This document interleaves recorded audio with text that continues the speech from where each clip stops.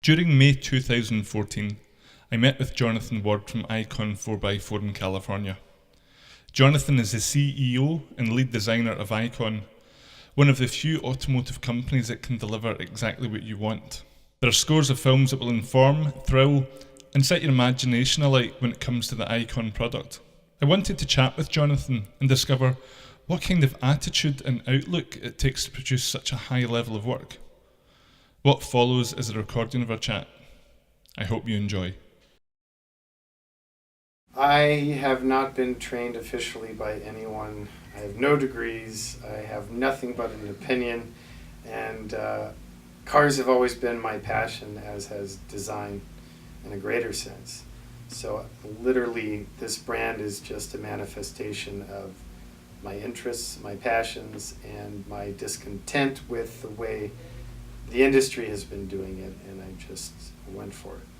So started taking cars apart and putting them back together when I was about 15. Originally doing them just as the factory did it to perfection, till I kind of got bored with that and started asking, well, just because that's the way they did it doesn't mean that has to be done again, both in integrating modern technology and more evolved solutions, plus artistically getting a little more creative to take liberties with materials and colors and coatings to just keep it more dynamic, more interesting, more unique. Probably a 1946 Chevrolet pickup truck. That's the one that's got that front grille, kind of like a Wurlitzer jukebox. So I found a really good original one. I was going to restore it stock, and a friend of a friend of a friend owned one. So I drove out to see him, and he let me take it out for a drive. And after like 2 miles, I was like, it's beautiful, but this sucks. You know, it doesn't steer well, stop well, accelerate. And, you know, it just was archaic. You know, which is again in '46, great, that's fun, but that's not what we're dealing with today. So I was like, yeah, maybe I'll change this, maybe I'll change that. And then one thing led to another, and I changed everything and put it all back together. And some things I did worked out, some things I didn't. Some things I did not work out. But that was probably the beginning of the end for doing things as they were. I mean, every car that we build today, even, you know, we're learning new tricks, new solutions, new technology to integrate, you know, playing with all these the different varieties, especially with these derelicts and reformers that we do, these one-offs. You never know what the next guy is going to want to do, or what I'll cook up on my own to want to realize. So playing with different powertrains, different electrical systems, different surface coatings, different materials. It's endlessly learning and adapting, which is, you know, without that it would kind of suck, it'd be kind of boring. Started to make a fair amount of money, just like cash on the side, no dealer's license or professional shop at first, just out of my 2-car garage at the house. Just buy it, have a vision, and everyone's like, why did you buy that thing? You know, but I could see it. So build it to my vision, sell it, make a tidy sum off of it, then take that sum, split it, go buy 2 more and realize those, and then just keep going. Probably my biggest weakness, though, is when I'm done, 90+% of the time, done, drive it for a couple weeks, that's it, that's all I need. If I could just run it off a cliff like the Indians with the buffaloes, and somehow there'd be another buffalo to build, that'd be fine with me. So customers and sales are like, I wouldn't say a necessary evil, but a necessary tool that allows me to be the geek that I am and keep moving on. It's a trade-off, but ultimately yeah, I mean, if I won the mega lottery tomorrow, I'd be happy never to sell another car. Well, my family was a little pissed off because I had a established and successful career path that I started to ignore when I started to pursue this, and more so when I decided that this is no longer qualifies as a hobby and need to get licensed and be proper and make a professional go at it. They thought I was stupid, insane, or both.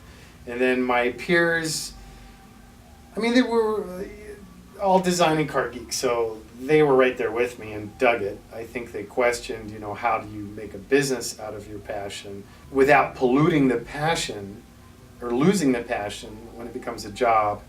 And then B, is it a business model that could suffice to take that extra time, push the limits, and try novel approaches versus opening catalogs or going on Google and ordering what everyone thinks is perfectly fine because it's been selling and no one else has complained loudly. Well, to this day, I guess you could say a mistake that at the same time has kind of become key to our relative success is following my passions to an extent of, if I'm entertaining 2 or 3 different concepts for a new product or something that we're going to spend thousands of hours on, I'm just barely starting to be a proper businessman about that decision and pick the one that makes the most sense to the business versus picking the one that the child in me gets the most excited about. That, and I think I spent too long trying to wear too many hats and growing and running the company. Fortunately, since day one, my wife, Jamie, partnered with me on it. Without her, I couldn't have done any of it. But at the same time, trying to be on the floor welding and building the vehicles, researching the parts, sourcing the vehicles, handling logistics, sales, web design, marketing, copywriting, trademark, legal, like trying to wear too many hats, which is obviously a common theme amongst us starving small business owners. But I think that if I had played it forward early on and following the ethics of Napoleon Hill and built a master alliance sooner, I would have achieved greater success. So had I been more structured about opportunities and picked the ones based on the P&L more, and have built a corporate team earlier on, I think the brand and my career and my wealth would be at greater stages. But we figured out first a mission statement to communicate with the public to help them get their heads around what we do. So that was simply classic transportation design revisited in a modern context. Then we started working on something to put up on the wall in the shop to make sure that the staff understands the message. But I'm so involved and out there on the floor all day, they get it and they know it, but we're working on that one. Be proud of what you do or don't do it. Challenge convention. Set new standards for innovation and quality of fit and finish. Nothing leaves until all are pleased, despite any short-term pressures, which is key. Always look forward. What's next? Product first, then people, then profits, and passion in all products.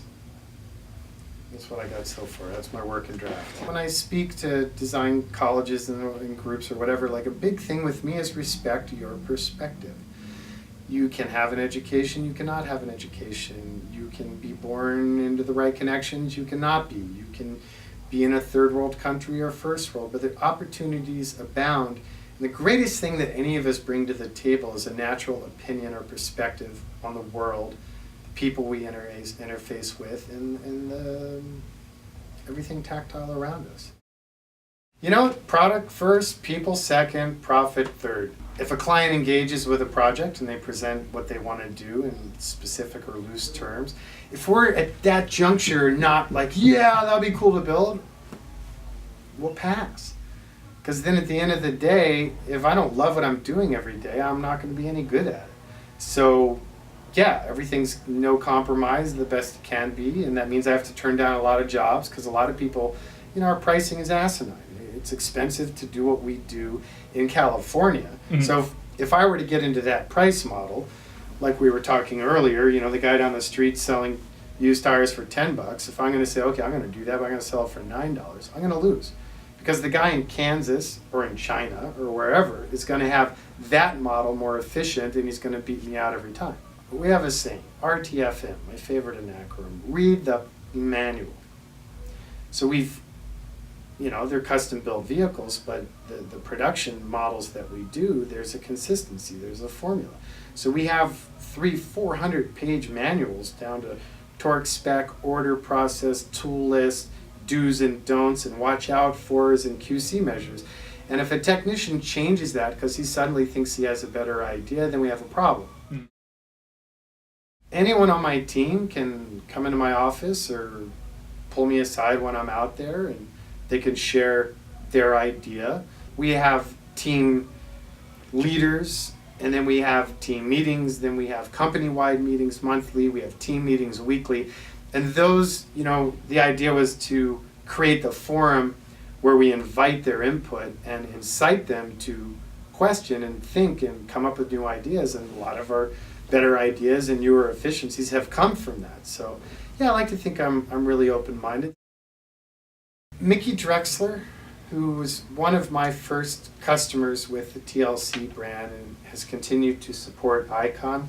He was key behind the growth of Banana Republic, Old Navy, and the Gap. And he just gets it. He's a super smart guy. So, like when I built the very first Icon prototype and then went back to add up what it cost, oh shit, no one's going to buy this. What am I going to do? Do I use fiberglass instead of aluminum? Do I use a cheaper motors with a carburetor? All these things I don't want to do, but I was worried about it as a new brand. Mickey was the first guy I called, and I explained my conundrum, and he said, well, stick to your vision or it's nothing special and you're not going to care, and that's not how you work. And Mickey's been instrumental. Same with Johnny Ive at Apple, who's become a friend and a repeat client. His clarity of vision for their company, compounded by the perversion of the great resources of that company, I find very inspiring. Tinker Hatfield at Nike has become a friend of the brand, and Nike's become a great development partner for us. I have a great respect for him as well as the entire company. How such a huge international company can still be driven by core values that really matter at the end of the day versus falling into that business structure rut that I see so many companies falling into. The gentleman behind Mahindra out of India, I've never met him, I'd like to, but I have a great respect for how he runs his companies, and the ethics that he applies in industry is quite novel. So right now the backlog for our products is 1 to 4 years. I lose sales every day. People go, oh yeah, but I have the money. So somebody turns up to blank check this afternoon and they want it in their driveway. I can't deliver. So, okay, yeah, I'm capitalistic, like I said, so great, let's scale this bugger and let's increase our output. But doing that in an industry that's not used to it is quite difficult. Fortunately, our reputation is strong enough that we've been able to court and embrace partners that are very high end, very high volume, and go, okay, we understand financially this will never make any sense for us, but we believe in your brand, we believe in what it stands for, and we want to be a part of that. So it's getting easier for us, but at the end of the day, how we build is, a mishmash of very high technology with very old processes. So it's just not very scalable. So I think the challenge for me as a business owner now is to hopefully quadruple our scale over the next 3 years, but realistically that's probably about the cap of it. So then with my business hat on, what's next? How do we protect that, keep that, continue to do it the way we've been doing it, but leverage the value of the brand, the ethics of the brand, come up with other products that don't dilute the brand, but are more scalable from a business sense. And I'm probably greatly concerned by the lack of ethic in business. The way big companies cock block and ruin small companies because of fear. The way designs are copied, stolen, taken overseas, dumbed down, and brought back to market. I've had so many of my designs stolen, and these companies, even when I know the CEOs, will look me right in the eyes and go, yeah, that's business, sorry. Don't charge me $400 for a trademark, dear American federal government. Charge me $30,000 for my trademark. but provide me with resources to protect American industry and design and distinction, protect my mark, protect my brand, protect my interests, protect my ethics, and it's just not there anymore. I've had big companies blatantly copy or steal from us, and we'll start trying to have a discussion with them, which goes nowhere. So then we have to have a legal discussion with them. There's a huge toy brand that stole my trademark, my trade dress, and my copyright. Denied it at first until we showed them an image that we own of me in a vehicle jumping in Mexico that just we then layered to their press release of their new toy car that came out. And it's my image that they just color washed over. So then finally they're like, yeah, okay, maybe we did, maybe we didn't. So give us 30 days and we're going to study the market, how many are in distribution, how many have been sold, and we'll make right by you. To then 30 days pass by, I had to fire up the meter with the lawyers again to get a reaction out of them again. This time they said, yeah, we looked into your little company, we Dun & Bradstreeted you, you're nothing. Go for it. You think we did wrong? Sue us. We're huge. We'll bankrupt you in discoveries. Go for it, son. And it's just, think what that's doing to squash innovation and evolution of products and services around the world. When that's the mentality, that's what's out there. That's what's acceptable. That's what's acceptable. It's an atrocity. Really, those core ethics are my mantras. So like, respect your perspective, and only do it if you're going to be proud of it. I've been just thrilled and honored since day one that I was able to do something I really care about and to employ so many people. The fact that we're able economically to contribute without being whores makes me very proud. And just the fact that for such a small company, for so many people to know who we are and what we do just thrills me to no end. Well, back when I tried to call this a hobby and I was doing it out of the house, I bought another crappy old Land Cruiser from some old guy. And as I was towing it out of the garage, they had a whole bunch of other crap that I guess they couldn't sell to idiots like me, waiting with the trash cans, and there was an old fireplace screen, and there was a lizard on it. So as I went by, I noticed the lizard, and I said, this is a real lizard. And I said, no, it's not real, it's brass. Oh, that's really cool. So I stopped and I went back to the guy. I said, you throwing that out? Can I have that? And he said, sure. So cool. So I grabbed it, took it home, took a torch to it to heat it up to get the crusty nuts off, and I saved the old brass lizard. So for many years, he was just sort of my totem. I would always apply him to the car I was rolling, and it was just kind of my thing. So then when we were defining Icon, my wife came up with the name Icon, and then the lizard, I just had such a connection to him that then I kind of made up a story to define him as relevant. So when you're four-buying in Southern California and you're well beyond where all the production vehicles and a lot of home-built modifieds can go, and it's just you and your Icon, it's highly likely the only other thing scampering around on the rocks is a California blue-belly lizard, which is what he is. So they're under the radar, they're highly adaptive, they're very capable. Ta-da, that's my story. Or that's the official story, but the true story is I just liked them. So right now, and it changes often, but one I've kept for many years is the first derelict. So I have a 52 DeSoto. Is that one that was in the shop? Yeah, so it's parts and pieces. It's a 52 DeSoto and a 52 Chrysler Town & Country mashed together, so an Icon derelict station wagon. And then a 993 bi-turbo for the yang to that yang. So that's my current balance.